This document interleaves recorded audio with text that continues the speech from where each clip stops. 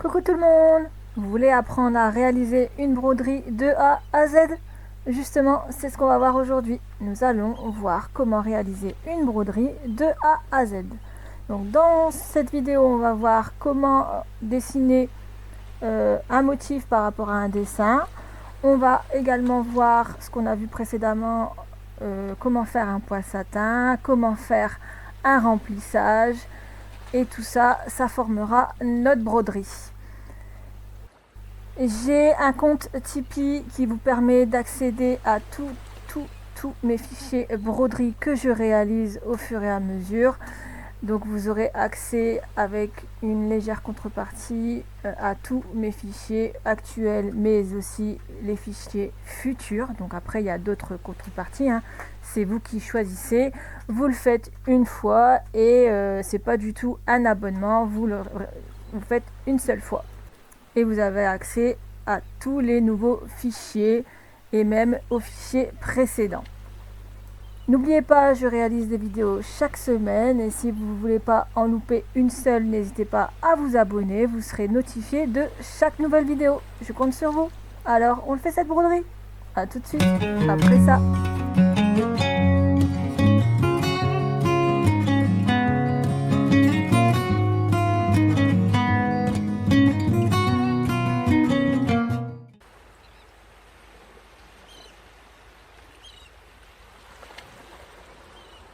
Petite chose à savoir avant de commencer, donc vous allez principalement utiliser votre souris et votre clavier. Donc pour monter et descendre, vous faites avec la roulette de votre souris, et pour zoomer, vous maintenez le bouton CTRL et avec la roulette de votre souris, vous montez et vous descendez, et ainsi vous faites un zoom et vous pouvez dézoomer.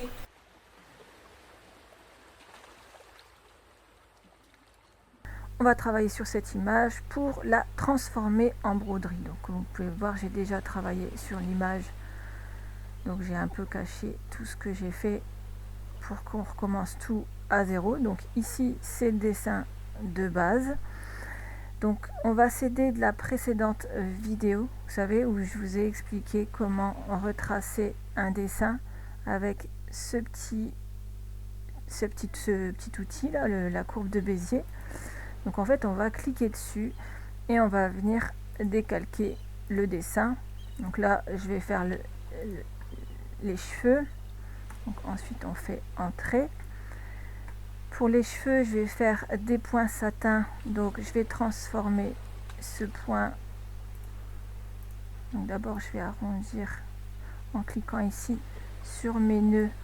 Je vais arrondir mes courbes, hein. Voilà, une fois que c'est fait, on va venir transformer ce trait en point satin, pardon.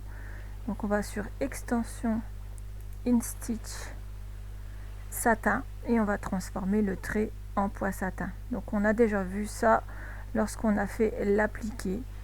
Donc on transforme le trait en point satin. Donc je recommence, extension InStitch satin et transformer le trait en point satin. Donc ici en fait on ne touche pas à la largeur parce que en gros c'est pas très gênant. Après vous pouvez grossir le trait si vous voulez avant de transformer en point satin, mais comme on va tout changer ce point satin, ça n'a pas vraiment d'utilité. Donc en fait on va venir jouer avec les courbes. Donc ici c'est les rails.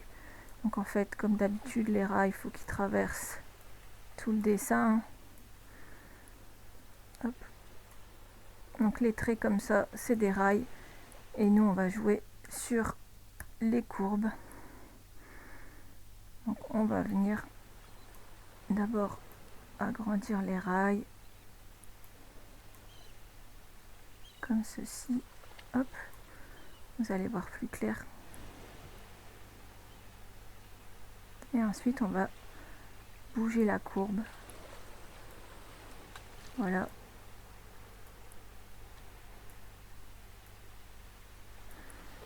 En fait on va venir décalquer le dessin qui est en dessous.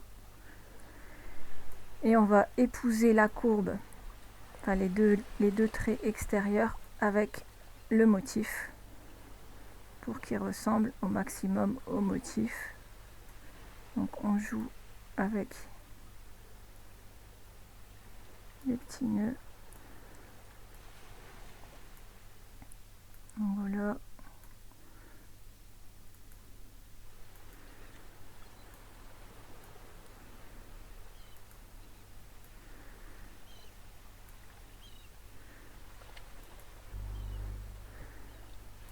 Si je vais enlever celui-là, j'en ai pas besoin.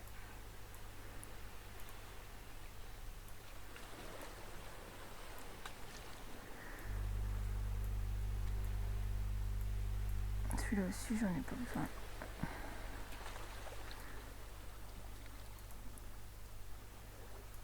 Hop.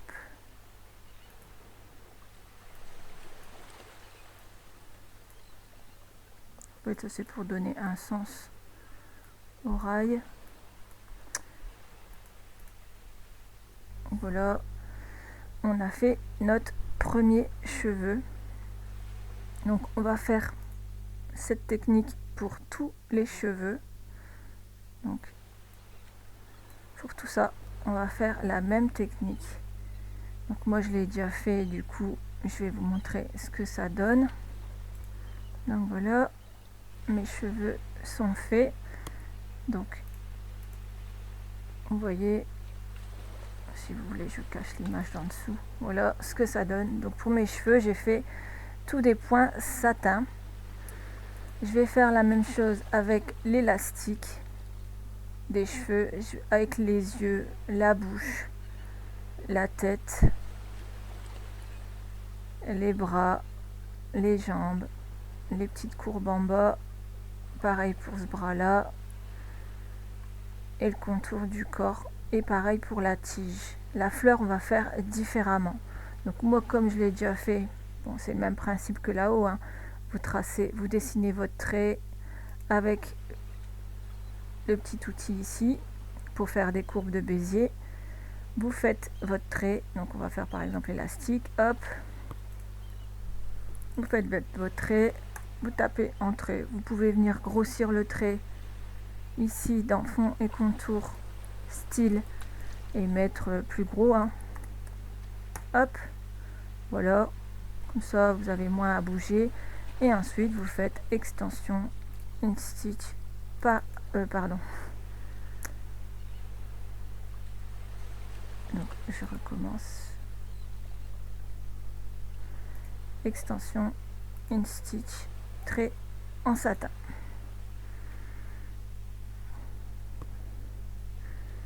Donc voilà, ça m'a transformé mon trait en satin. Et ensuite, comme tout à l'heure, on va venir jouer avec la courbe. Voilà.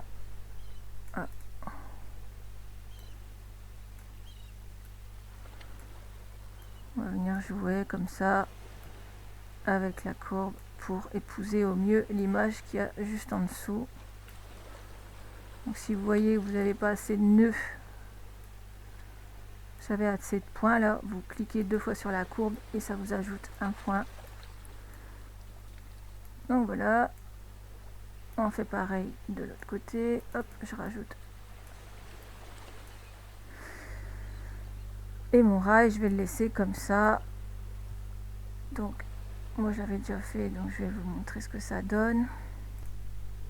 Donc voilà, l'élastique, ça donne ceci. Donc je vais cacher ma base. Vous voyez, j'ai fait l'élastique. Donc je vais faire la même chose avec, comme j'ai dit, le contour de la tête, la bouche, les yeux, le corps, la main, enfin les mains, les jambes. Je vais faire pareil, sauf la fleur, les pétales de fleur, on va faire différemment. Mais par contre l'intérieur, on va le faire. Donc c'est pareil, je fais un trait comme ceci. Je vais venir le grossir ici pour avoir moins à bouger, voilà, et je vais venir le transformer en point satin dans extension, in stitch, Voilà, ça mouline. Et vous voyez, ça va me transformer en poinsettia. En fait, ça va me faire un poinsettia, mais en rond. Hop. Voilà. Je veux qu'à l'intérieur de ma fleur, ça fasse un rond.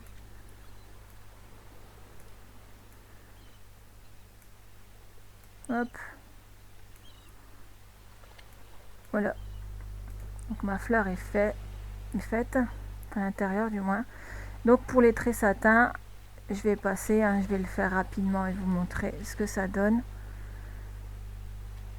Donc moi j'avais fait, alors hop, je vais dézoomer.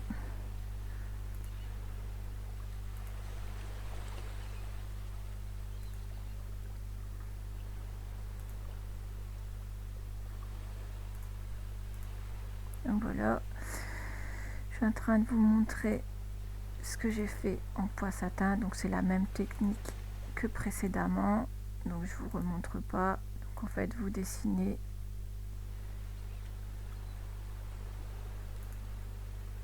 voilà.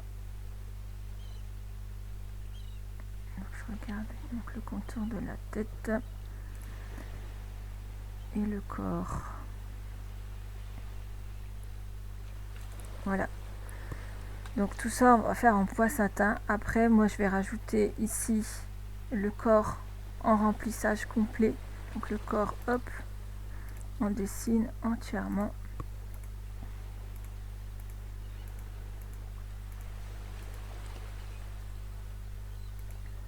Voilà.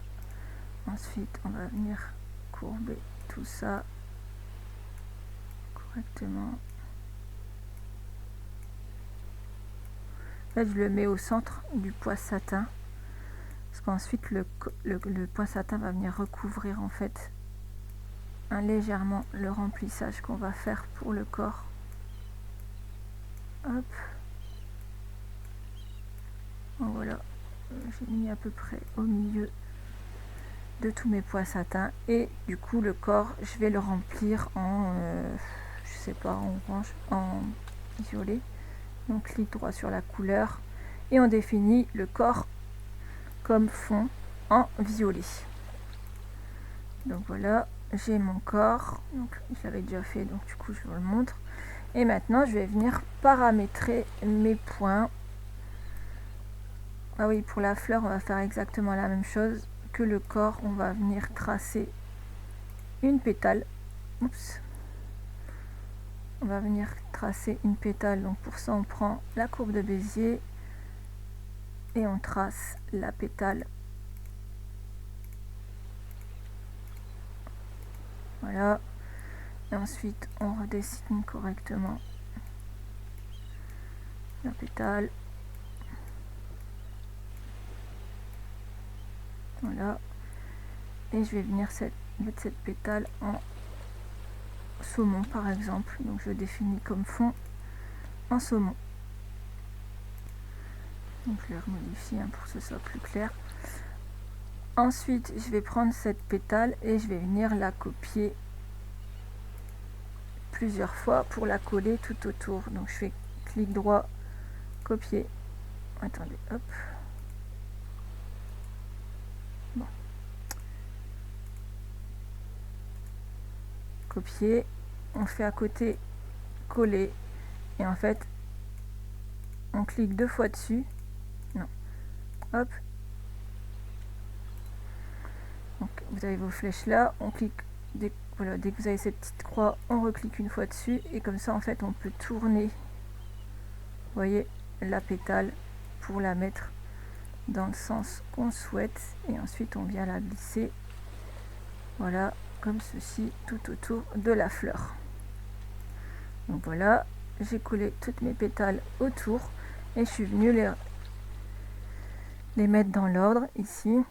Et à chaque fois en fait qu'on crée un bloc, n'oubliez pas de le nommer à chaque fois pour dire à quoi ça correspond. Donc là c'est bien ma main gauche, là c'est bien ma tige de fleurs, etc., etc. Donc maintenant qu'on a tout ça, vous voyez ici il va commencer à coudre, à broder ce qu'on lui demande en bas, et il va remonter petit à petit en exécutant les broderies au fur et à mesure qu'il remonte, vous savez, ici. Donc d'abord il va commencer par le vêtement, ensuite il va faire l'élastique à cheveux là. Donc, par contre je vais le mettre d'une autre couleur, comme ça en fait on pourra choisir. Voilà, je vais le mettre comme ça. Ensuite il va faire les cheveux, il va faire les rebonds à droite et à gauche, voilà. Il va s'occuper des bras, de la tige, et ainsi de suite. Vous voyez, et ensuite il va terminer par la fleur et il va faire le contour autour du corps.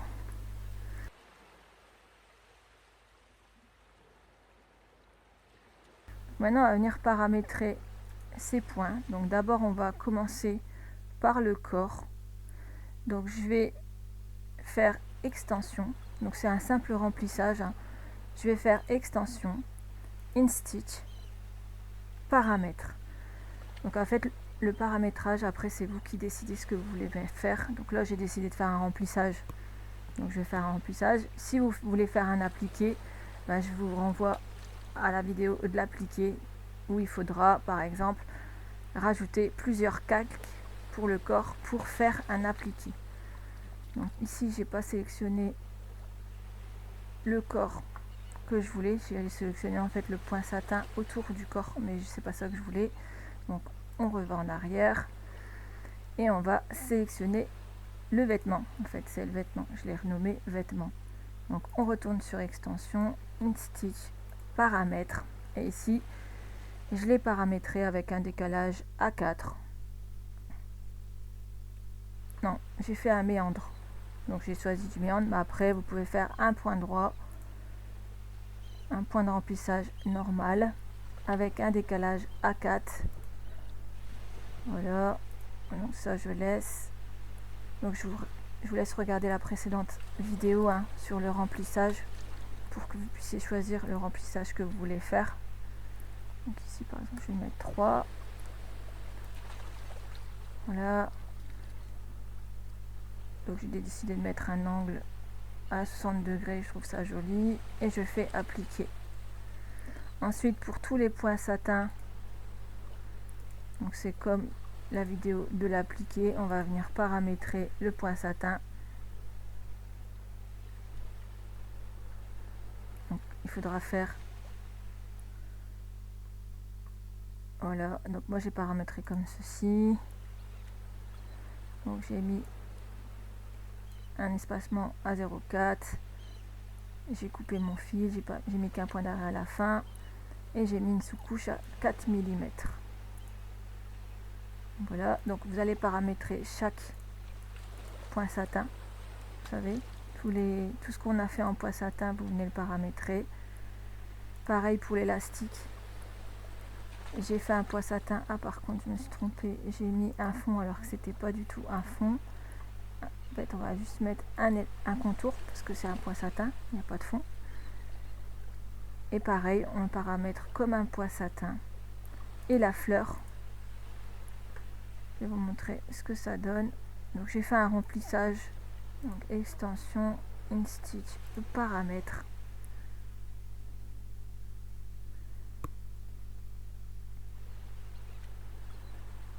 Voilà, il va me faire les pétales. Donc en fait j'ai décalé le rebord et j'ai fait mon point satin au milieu. Donc ma sous-couche en fait elle est décalée, voilà. Ma sous-couche elle n'est pas décalée. Attendez, hein, je regarde ce que j'ai fait. Oups. Ah oui, c'est là. Décalage à 4, longueur de point.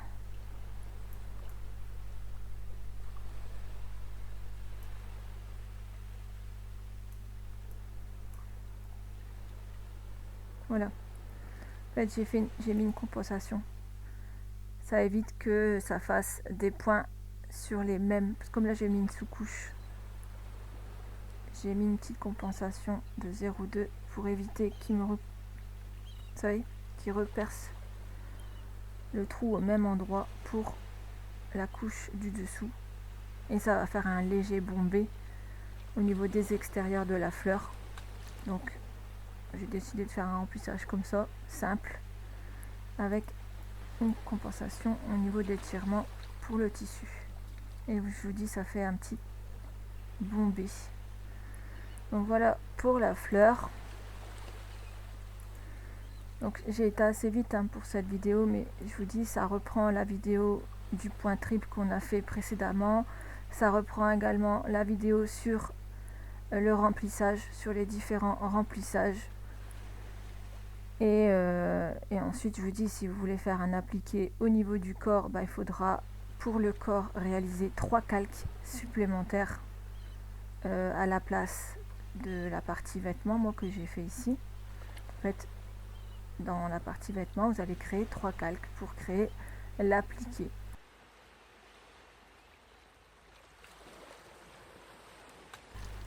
Donc je vais vous montrer ce que ça donne au niveau du rendu.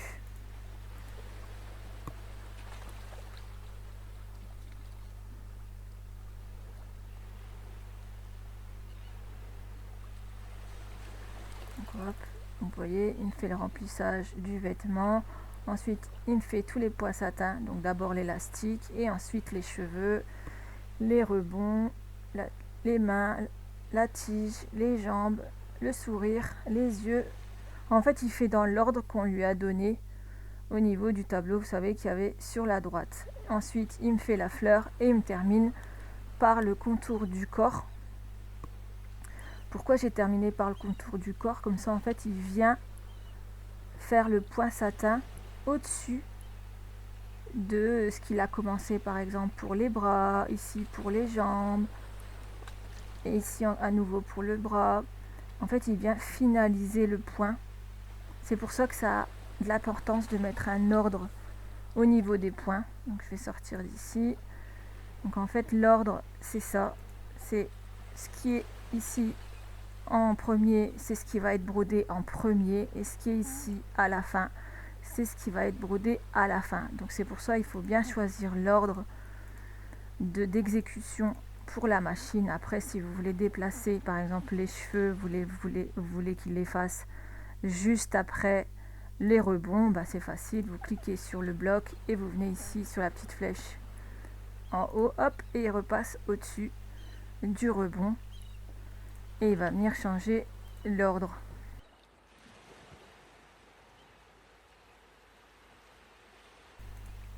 Donc voilà.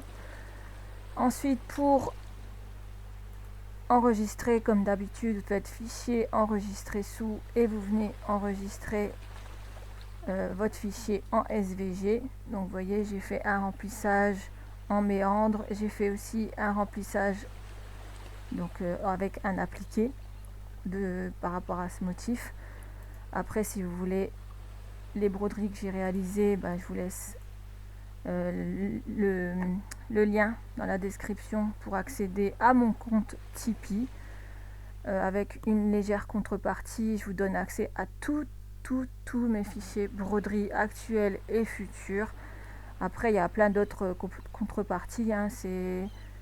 J'ai fait ça juste pour que les gens puissent, s'ils veulent, me soutenir. Donc, j'ai créé un compte Tipeee, comme ça ils peuvent participer à faire évoluer ma chaîne, et moi en contrepartie je vous donne accès à ce que je réalise.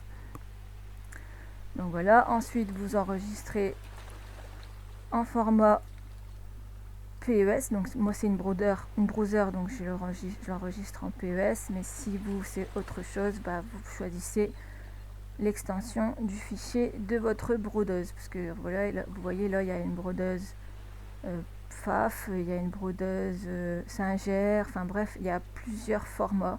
Donc je vous laisse choisir le format de votre brodeuse. Voilà, maintenant on va passer au test sur la machine.